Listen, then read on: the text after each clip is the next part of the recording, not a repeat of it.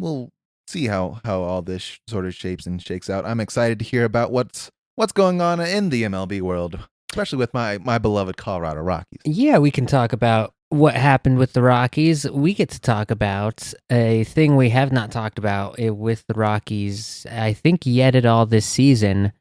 They beat three different teams this week. No, wait, they played three different teams. They beat two of them, and they had 4 wins in a row altogether. So we won 2 series. No, we won one series. Oh. Let me see how our current situation's going on here. We are currently in action with the Diamondbacks, and hey, we did not get swept in the Diamondback series either. So a fifth win on the week officially, with the Rockies pulling out a 4-2 win over the Diamondbacks today. And we did, and I can retract it, rewind it back. We did beat three different teams this week. We ended last Sunday, so since our reporting to you came from Saturday last week, we did not have the end of the Braves series in the books. And refusing to get swept, our boys out on the road in Atlanta put a 10-1 whooping on those Atlanta Braves. Save it all for the one game. Saved it all for the one game. That one was, in fact, a bit of a pitcher's duel, believe it or not, until like the 7th inning. And then the Braves had to hand it over to their bullpen, and it all fell apart for them. And we got to be the beneficiaries of that for once. I like that. Absolutely. Ryan McMahon, solo home run in the 7th inning, broke the 1-1 tie, and then a 6-run 7th and a 3-run 8th put the Rockies at a 10-1 getaway day victory on Sunday.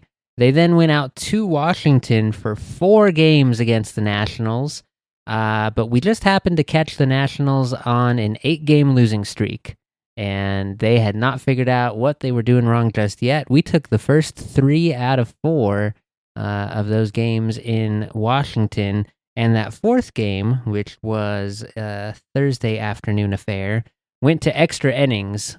We were so close to beating the Nationals for a full sweep, but on that game, we do have to tip our hats when we see a hard carry on the other team. James Wood hit a 2-run home run in the 4th inning to get his team on the board. Rockies tied it up with 2 runs of their own. That score stayed the same until the 11th inning, when the Rockies were able to get an RBI to make it 3-2. Until the bottom of the 11th inning, when James Wood came up and hit a 2-run home run. Wood. And all 4 runs for the Nationals came from his one bat. He did single-handedly keep us from our second sweep of the year. And surprisingly enough, these are all coming out on the road. We're still not a very good team at Coors Field, which we proved by coming back home to host the Arizona Diamondbacks. And Friday and Saturday, we did go ahead and take a little bit of a whooping. Let's see here. Friday night, we did get a little bit of historic baseball in the first game of the Diamondback series. We got a little bit of a taste of the old days with a classic Coors Field hit parade. With a 14-8 score line on this one. The runs keep coming and they don't stop coming. Fans at this game also got to witness just the 3rd Venezuelan player ever to hit 300 home runs. Eugenio Suarez, or Gino as he goes by, hit numbers 299 and 300 in this game, joining Miguel Cabrera and Andres Galarraga as the only Venezuelan sluggers to match that feat. Love some extra Colorado love there. Absolutely. And especially anytime I get to talk about Andres Galarraga, who was my very first favorite baseball player. So that was a little highlight to be the salve on our absolutely wild loss. 14 runs is not great.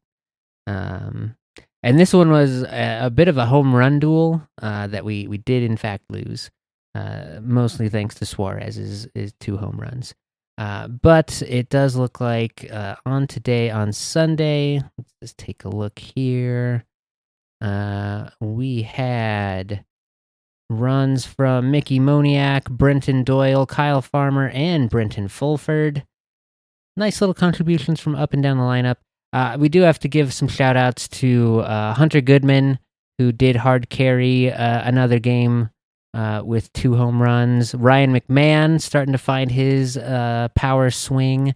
And Michael Toglia, who just got called back up from AAA after his batting average kind of fell in the toilet.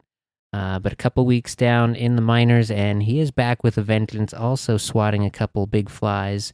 Actually, I think he had 3 on the week altogether. So the power is coming back here in the summer months to our lineup. And I actually read a little bit of an interesting article that one of, as we discussed last week, some of the new philosophical approaches of the new management in Rockies country.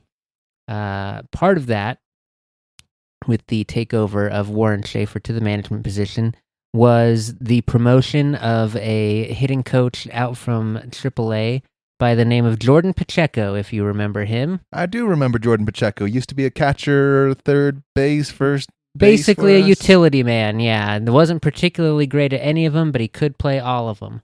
And he was in our system for about 3 years. He went and played a couple of years in Arizona as well. But in his post-playing days, he has come back as a hitting coach for us. And along with some of the other guys that Warren Schaefer has worked with, he brought Jordan Pacheco up to the big team. And Jordan has come up with a new methodology for the batting practice routine that seems to be delivering some pretty good results based on this last week of action out on the road. And the innovation that Jordan Pacheco has brought relies largely on the sophistication of current day pitching machines, in the fact that you can basically dial them up into the exact settings for whichever pitcher you're going to face today. Like, they just have that data on how much spin and movement. You have so much data nowadays. Exactly. Rockies are fairly notorious for not utilizing any of this data, but that seems to be slowly but surely changing thanks to nothing but the slow march of progress. And so thanks to that, Jordan Pacheco has said, we're going to utilize this good technology, and we're just going to crank the difficulty up. So when we go out on the road, I'm going to put heavier balls in here, and we're going to put more movement on it. And so when my guys are practicing off this machine, it's not just the gimme practice hitting the ball as far as you can, warm up pitches out on the field that you see for batting practice. This is tougher than anything you're going to see in the game. If you can hit it in the cage here, you'll be fine for anything you see out on the field. And then the opposite side of that is he is using basically the inverse approach when they get back home to Coors Field, throws lighter balls in there and dials down the movement to simulate the extreme change it's going to be. Haven't quite seen the results translate back on the homestand yet, but I like that they're trying something, essentially. It's a little bit crazy and no one else would probably do it, but we're the Rockies. We might have to do some crazy things. It's like we talked about last week. We are always constantly battling uphill on no matter what we do. Yeah, and I think that is an interesting way to approach the problem of saying, I'm just going to make your tolerances more extreme anyway for the wild change in movement you're going to see, and you'll just adapt to it. It seems to be doing okay. Like it does seem like our batting is slowly but surely improving, because we have improved from getting in the range of 2 to 4 hits a game to more than that, enough to score a run. Yeah, we beat a few teams. We're scoring runs on a fairly regular basis. It's been a while since we've been shut out. It's still not resulting in wins, but I think we've kind of mentioned that at this point in the season, the wins don't mean anything. There's not really any value in them. We are so far behind sort of everyone else, it doesn't really matter. This year is really just... There is no feasible way where this season turns out to be a success in terms of like playoff appearance or anything for the Rockies. Yeah. Just mathematically, they'd have to stop losing entirely from this point onward. Which, if that happens, you'll be witnessing baseball history in the most intense way possible. That would be insane. That'd be almost video game like. And yeah, I don't even think the video game lets you do that. I think they program in some losses to keep you from being able to. No, I'll fight them. Okay. That was the Rockies news. We do have some other around the league notes to call out, though. I didn't mention him last week, and that turned out to be okay because he just went ahead and continued to make headlines this week.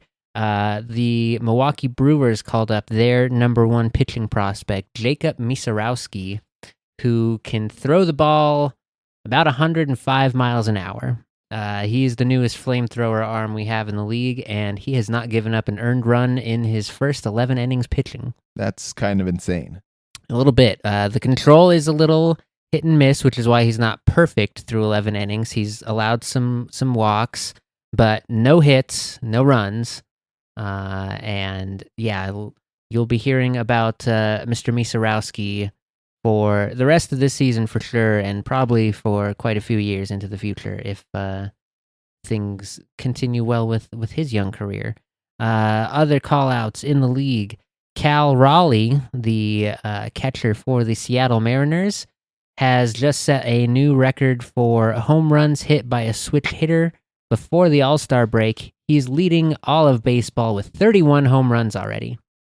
That's pretty good, especially with the hitters that we know are around the league. Yeah, I mean, Aaron Judge was on a tear. Shohei hasn't had as much power pop quite this season, but we'll transition to Shohei in just a sec to see what he's been up to this week.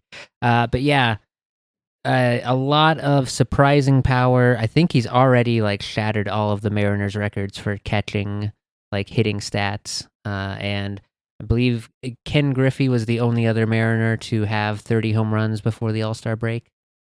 That's a good name to be associated with. Yeah, absolutely. Especially in that organization, they need somebody out there. It's been a rough go for them the past few years. He is their bright spot out in Seattle baseball land, and he goes by the nickname Big Dumper.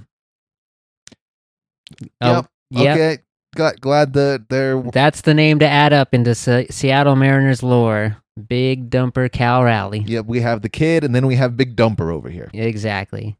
Other news in Major League Baseball, Rafael Devers, who we mentioned earlier in the year, who was having some interpersonal HR issues with his new general manager out in Boston, who was not the general manager he signed his contract under.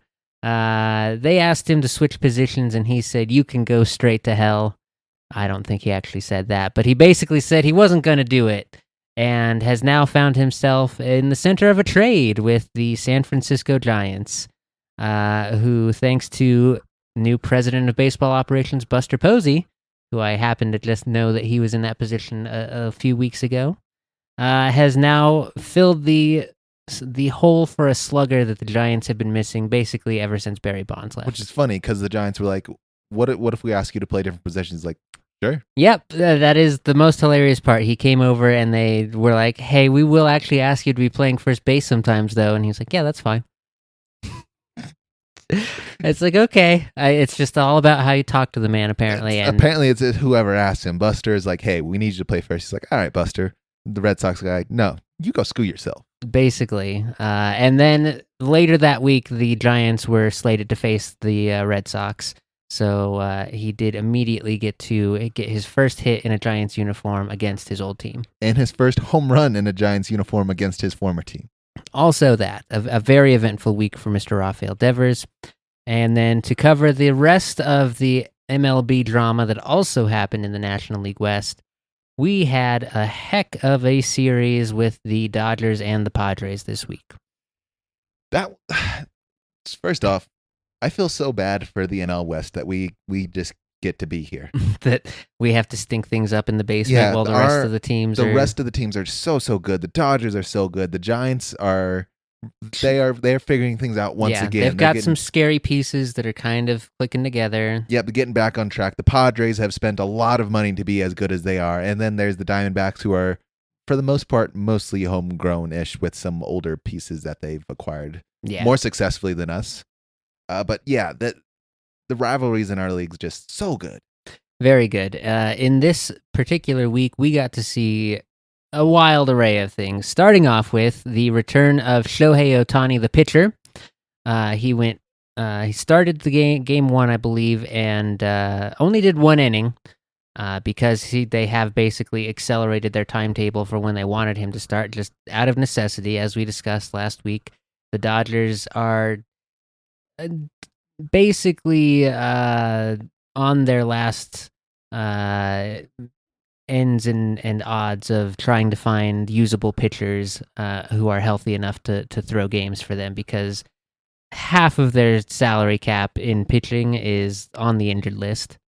But they are still finding a way to be successful somehow. They're still winning. They're still 6 games ahead of the Padres, I believe, as of recording time now.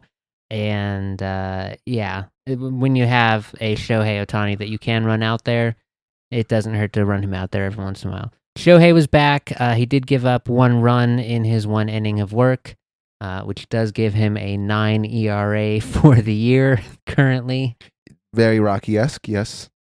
It would absolutely fit in on the Rockies rotation, no problem right now. But outside of that 1 inning of pitching, the game continued to be exciting because in the end of that game, Andy Pages for the Dodgers took a 95-mile-an-hour fastball up on the shoulder at the end of the game from the Padres, and he didn't quite care for that. So in game 2, he came back and hit 2 home runs in that game. And whether intentional or not, the Dodgers pitchers managed to hit Fernando Tatis early in that game. And that was another one where the ball kind of 93, 95 sinker up in between the letters on the back. And the Padres said, well, now we're not going to have any of that. And when Shohei Ohtani came to the plate in the next inning, he got plunked in. At least they gave him all the niceties of baseball tradition in throwing at his butt, essentially. Instead of like at the head, shoulder, back area, they're like, we are going to throw at you, but it will be off of your hip or butt. And that's generally the easiest place to walk off a hit by pitch. So now both superstars on both teams have gotten plunked. Tensions are high.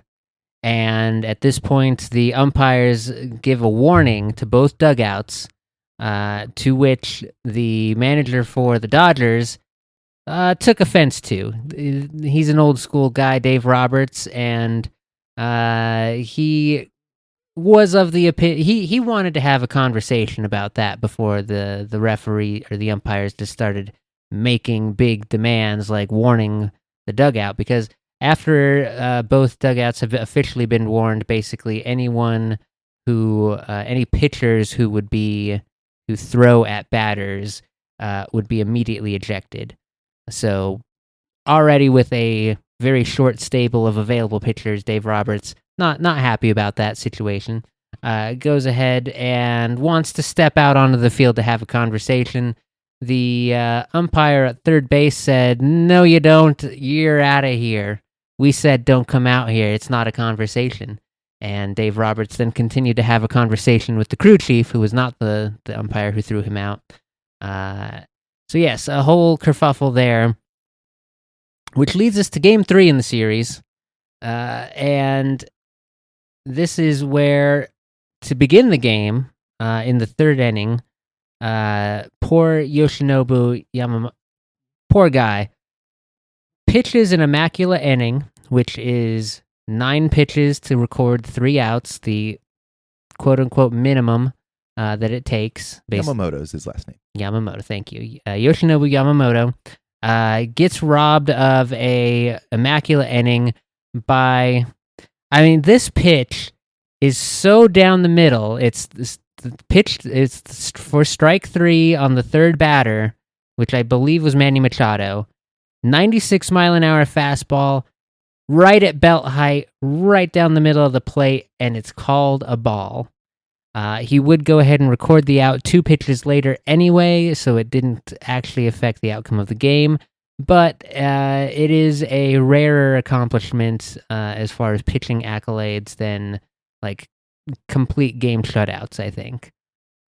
So a little bit of history tossed aside, very similar to the Detroit pitcher a few moons back who was robbed of his perfect game by a bad call at first base. That's to set the tone, and then the Padres take Game 3 in this series. They take a 5-0 lead. There's not a big competitive late game push here. It's 5-0. Dodgers are trying to mount a comeback, but late in the game, top of the ninth, Fernando Tatis gets hit again by what is almost certainly an accidental, just a two-seam pitch that ran inside too hard. But because of all the history of the previous games, the benches do clear when the managers are the ones who run out to the field to start barking with each other. And doesn't turn into anything more than that, but it was the fun scene of all the pitchers running out from the bullpen and everyone getting into their little shoving match out in the middle of the field. And after all of that, Shohei Ohtani comes to the plate in the bottom of the ninth. The Dodgers do actually kind of start rallying, so now Shohei represents the tying run, and they fall down 3-0 in the count to Shohei, so it looks like you're going to walk him, and instead of walking him, they hit him with a 100-mile-an-hour fastball right in the shoulder, and in what is considered a very wild act of defiance of baseball tradition, Shohei Ohtani immediately turned to his dugout and held up his hand, and said, "No, boys, we will not have a benches clearing brawl today. I am going to walk to first, and it will be fine, and we will not do any sort of violence." I'm just trying to play baseball here. It was very much we're here just to enjoy the sport, fellas. And he walked down to first base, laughing away, making a little small talk with the first baseman. And then they had a little TV timeout, and he even wandered over to the Padres dugout and made small talk with them. I am curious what he said because it's very fun because by all accounts, he still uses a translator for most interviews and stuff. So his English isn't I get why you don't necessarily want to do an interview in a second language you're not 100% comfortable with, but he has to know enough to be or maybe he knows enough Spanish because there's a bunch of Latin guys on the Padres. He knows enough to say what he probably needed and wanted to say. He got laughs out of both dugouts, so just another storybook moment in the career of Shohei Ohtani. Shohei the Peacemaker. What a guy. Absolutely. And that is, I think, all of our baseball news this week. I'm excited. He did, I would say, I think he pitched another game and he did record his first strikeout as well.